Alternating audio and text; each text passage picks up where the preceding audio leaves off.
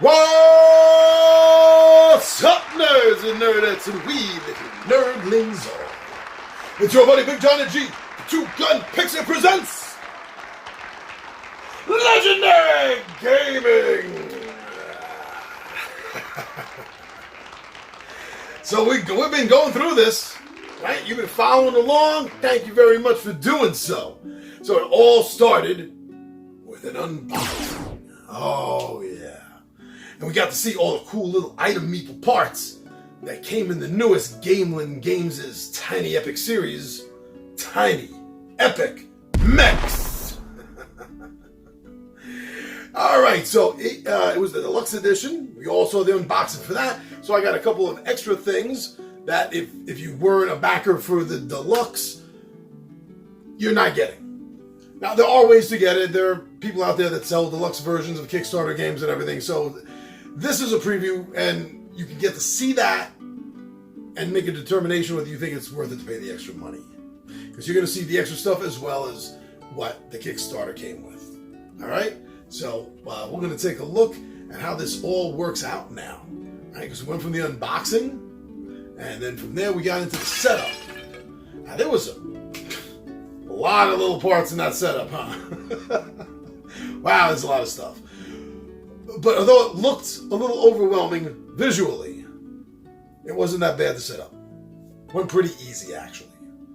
So now let's see if actually playing the game, rule by rule, and what lies between the rules.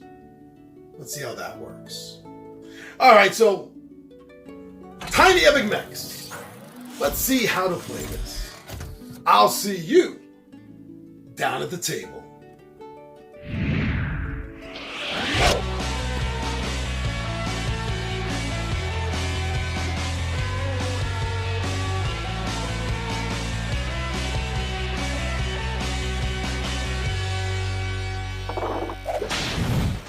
Gamelyn Games' Tiny Epic MECHs is here. So thank you to everyone that watched the unboxing of the video and then the setup. I think now it's about time we learned how to play this game because I am revving to go. So this game is played in a series of rounds, and each round is then divided into 3 phases. The first phase is the program phase, where all players will simultaneously choose their program cards. The second phase is execution. One at a time, all the players will reveal a program card. And then scoring. At the end, everyone gets to, well, score their points. While we take a closer look at this, phase by phase. Phase 1, program. So it is during this phase that each player, at the same time, is going to go through their program cards. They all have 8, and every player will have the same 8 cards as the other players. And you're going to secretly choose 4 cards in the order that you are going to want them activated in. That is highly important, that you want to place them down. Oh, wait. That's not the only important thing. The 4 that you don't use that to cover it up. Okay, now that's better. Alright, so you're going to choose the 4, cover it up with the other ones, so no one sees and no one knows what you're playing. They must all be put out in front of your play area. Preferably, if you're able to set up the cards, if you're able to set up the game as the rules ask you to, then you should be able to have these between you and your player board. So there you go. Every player at the same time has chosen 4 cards. Without letting any of the other players see what those 4 cards are, they have placed them down in order from left to right, in the order that they want those cards to happen in. And be careful, as I'm experiencing, these cards very easily slide around. So be a little careful with that. Now, next, the second phase, execution. Now this is when, starting with the first player, ta-da! starting with the first player. The leftmost card, your first program card, will be revealed. And as you see this card, now this is extremely important. When you lay the card down, when you lay it down in front of you, you must make sure to have the arrow pointing in the direction that you want your meeple to move in, because that's what that arrow means. The arrow means movement, and movement is always the first thing that you resolve in the execution phase. So in this case here, we are going to go move 1 into this spot here. Now the next thing is collect. Now if you notice the collect, let me find on another card here for you. If you notice the symbol on collect kind of looks like a cross between the two symbols that are used in the game right here for energy and for currency.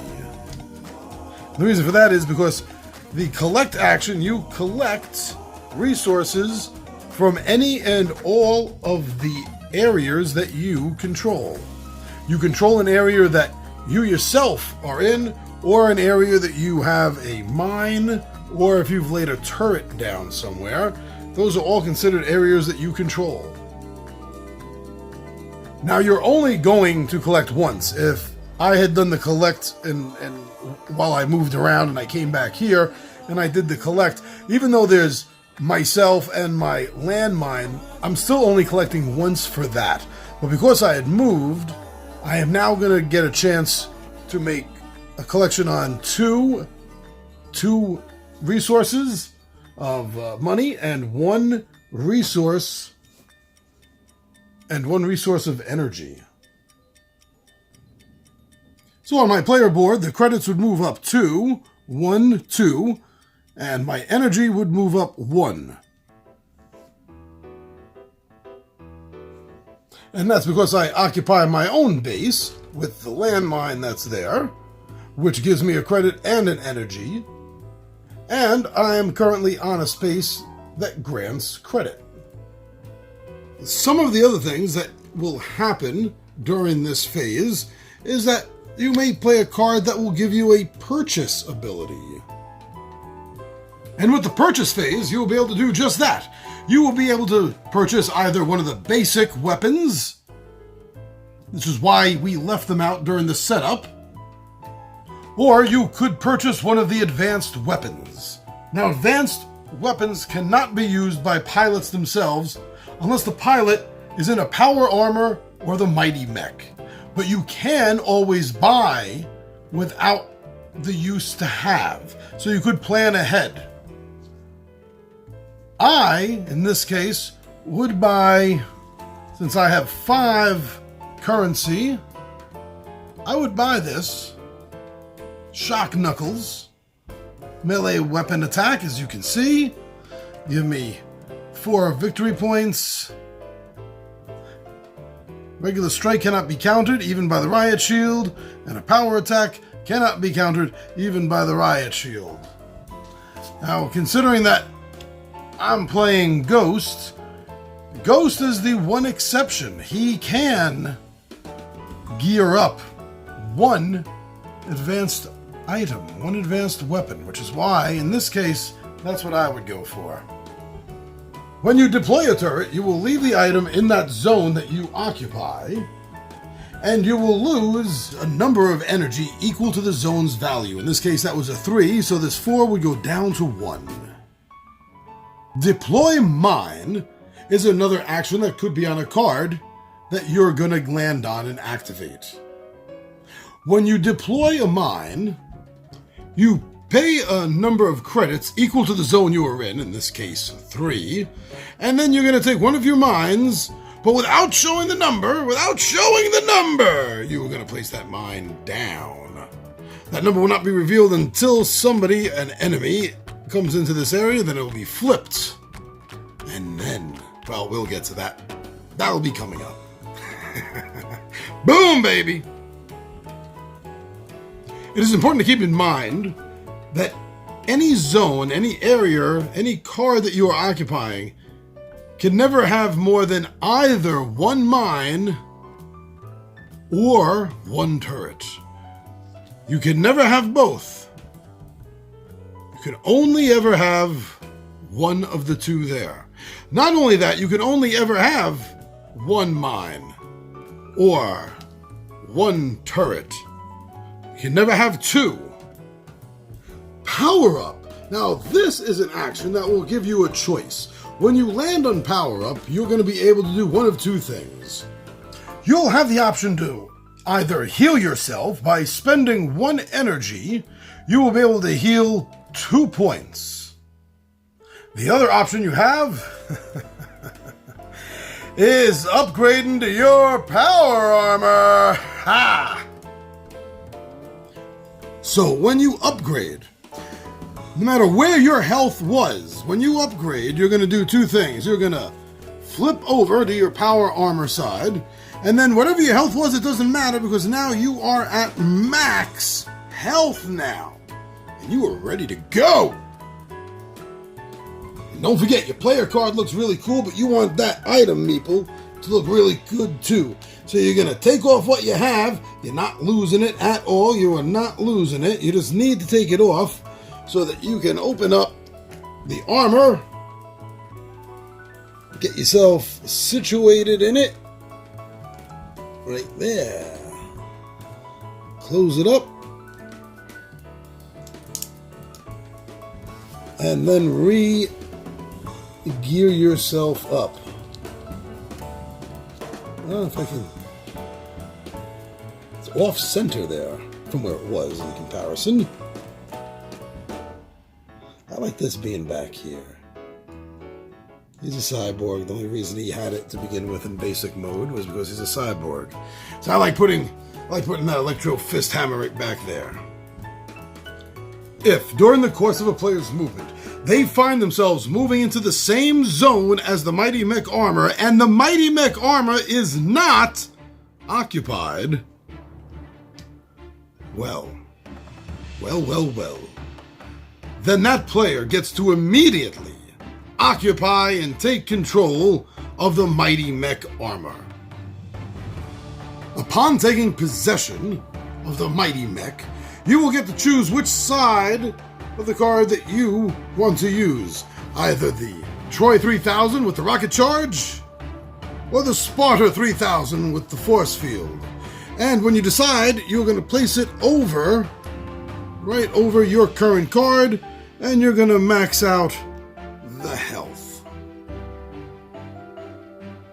Then you will remove your power armor and place your item meeple inside the Mighty Mech suit, and any extra advanced weapons that you may be carrying that you didn't have room for, or if you just wish to switch out your weapons, as you can do at any time when you put on power armor or the mech suit, or you're not in combat, you can decide to put the new weapons on your item meeple and get ready to attack.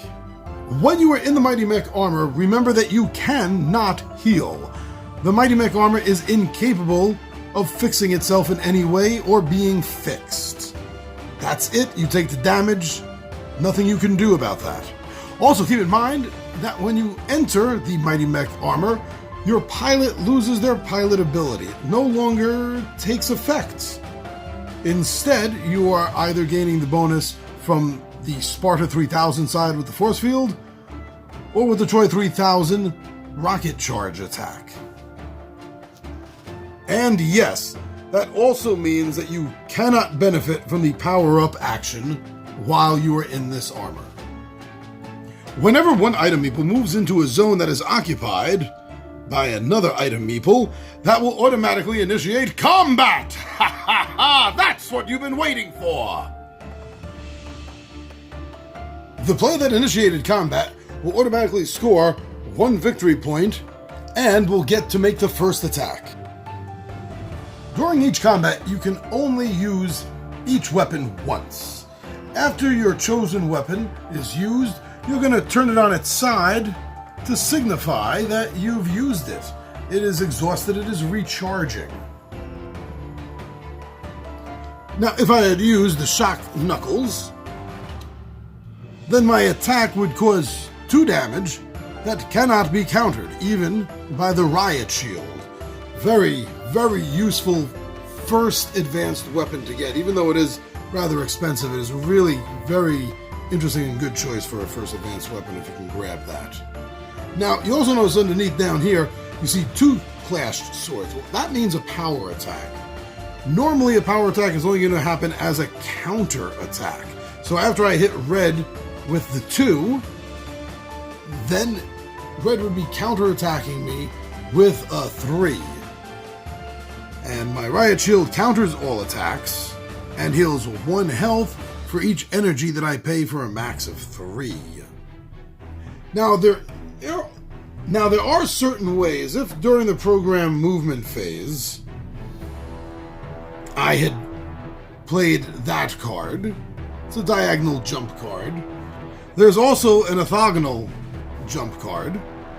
And you get no action with this, except that you are literally jumping over to another card. If there is an item meeple there, you're going to initiate combat. But the really fun part of this is if you notice, the symbols on both of these do show that it will be a power attack. So if I had initiated that with a power attack, then it would be 3 damage that red would be taking. And then red would counterattack with whatever weapon red is using at the time. And I would check that against the Riot Shield.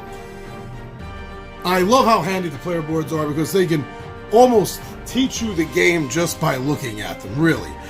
Now, what I wanted to point out is all of combat here is handled rock, paper, scissors style. And up in the top left-hand corner of the character board, your pilot board, you're going to see exactly how that works out. Melee beats area, area beats ranged, ranged beats melee. That's exactly how it's going to play out. So when you are attacking someone, that is going to be used to determine whether you were successful in damaging them or not. And for starting combat, as I said, you get one score point. You're also going to get a score point, as you see here, for every damage that you do nail onto your opponent. And if you're the one that causes your opponent to flee, or you knock them out, you're going to get an extra point just for that. During combat, if all your weapons are exhausted, and you are still standing, you may just very well want to retreat. When you retreat, your opponent will automatically score 1 victory point for that, and you will move to the closest orthogonal zone that is not hostile. In other words, that is free of any enemies. If you didn't have time to retreat, or you were taken completely by surprise and off guard, you just might get KO'd. Now, when you get knocked out, the player that knocked you out is going to get an automatic point for that.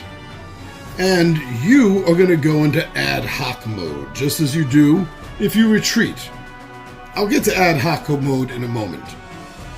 There are different things that will happen depending on what your status was before you were KO'd, whether you were a pilot, power armor, or mighty mech. If you are in your unarmored, unmeched form, your basic pilot when you get knocked out, then if your resources are under 2, they will get raised to the 2 mark. You will also restore your pilot to full health. Then you will respawn at the closest orthogonal spot from your base. If you are knocked out while wearing power armor, then you are going to have to flip back to your pilot side at full health, and then you're going to have to remove yourself from your armor. And by the way, getting knocked out or retreating, you never lose your weapons. But you are not going to be finding yourself in the same spot. You are going to be moving orthogonally to a non-occupied spot. If you're in the Mighty Mech armor and you got defeated, the first thing you're going to have to do is surrender that armor to the opponent that beat you. Not only does that player get to steal your mighty mech armor, but they're also going to score themselves 2 points for doing that. And then that defeated player will get a chance to move to one space away orthogonally that is not occupied by an enemy meeple. If the item meeple inside the mighty mech armor is defeated by a landmine or a turret, then the empty armor stays there, while the pilot moves to an unoccupied space. Combat with mines and turrets are a little different because they don't happen during combat round. The mines will activate before combat begins. So Fred comes in to initiate combat, but then before Red can make the attack, or I can power attack, a counter attack, Red would be taking 6 damage, which would be enough to knock Red out. And on the flip side, combat where a turret is involved will happen after the combat is resolved, then the turret will go off. When you retreat from combat, or you get knocked out in combat, you are going to go into ad hoc mode. And the first thing you're going to do is you're going to pick up all your program cards, all of them.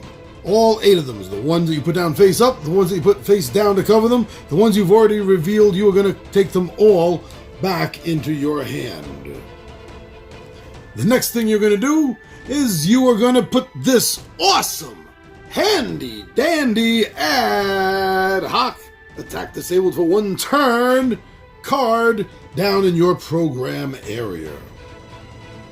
Now, while the ad hoc mode is in your play area for the remainder of the round, you can choose any one of the program cards you want. You can choose, I'm telling you, you can choose any one of the program cards to perform its movement and action for your turn.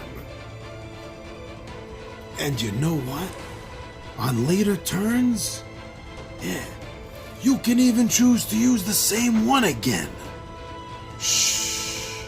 Don't tell anyone I told you that. Now remember, it says attack disabled for 1 turn for a reason. On your first turn of being in ad hoc mode, you cannot initiate combat. Now, other players can start combat, and you can retaliate. But for that first turn, that first round of being in ad hoc mode, nope, no can do. You cannot start the combat yourself.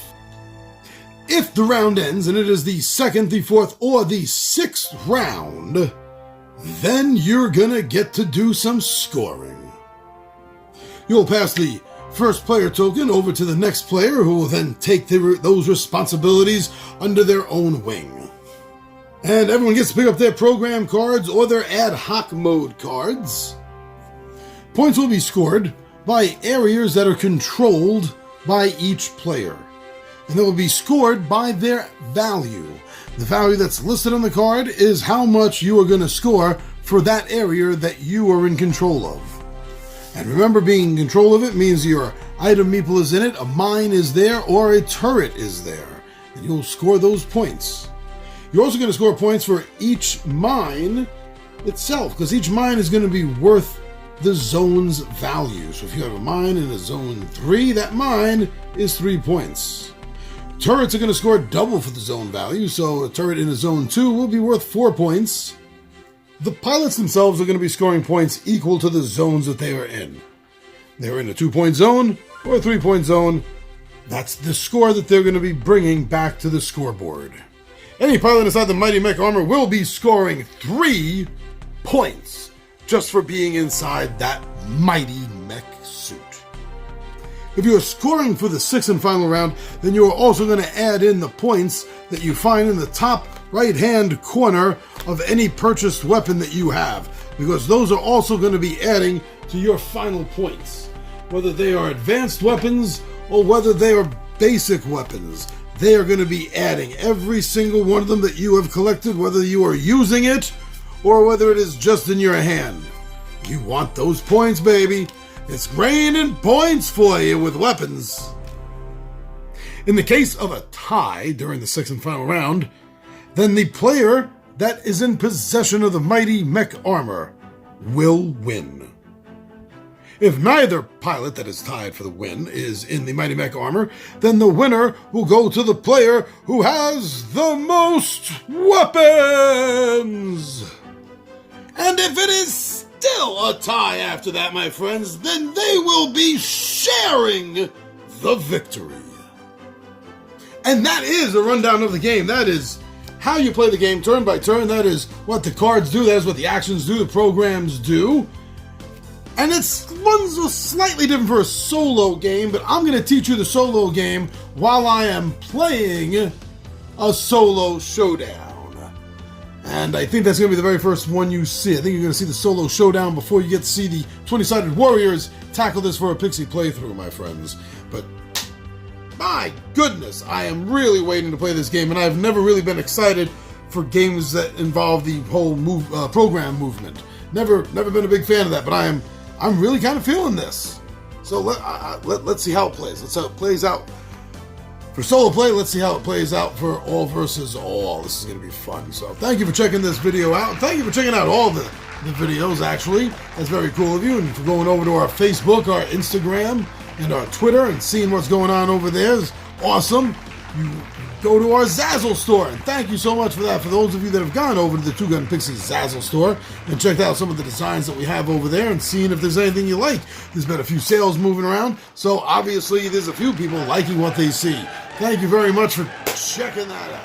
I also want to give a great big shout out to everyone that just comes over here. You're right over here to our home on YouTube. You watch the videos, you subscribe to the channel, you like and you comment on us, and you share. You share our videos. Thank you so much for doing that. That is awesome. That is magnificent. That is amazing. That is brilliant.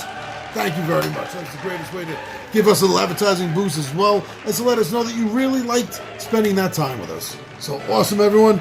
I'm your buddy Big Johnny G for Two Gun Pixie Presents Legendary Gaming. And my friends, I am